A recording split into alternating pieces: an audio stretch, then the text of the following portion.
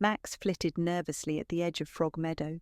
He knew he had to get back to Ellie, who would be waiting anxiously at their home. But Frog Meadow was no ordinary place. It was teeming with frogs, all eager to snag a quick snack like Max. Taking a deep breath, Max buzzed forward. The sun blazed overhead, and the tall grass swayed lazily in the breeze.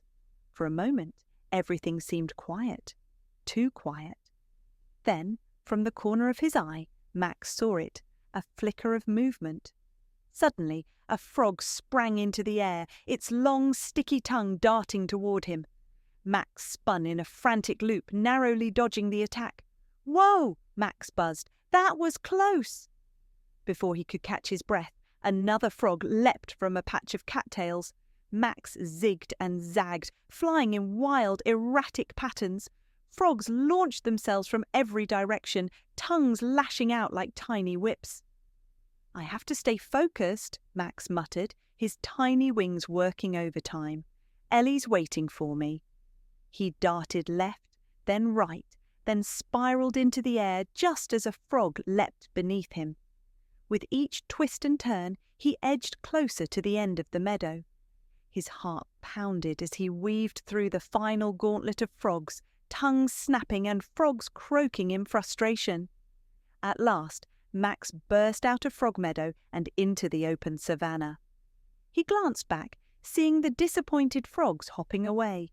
A triumphant smile spread across his tiny face. "I made it!" he cheered. Exhausted but determined, Max pressed on, buzzing over grassy plains and dusty trails until he finally reached home. There, under the shade of a great tree, stood Ellie.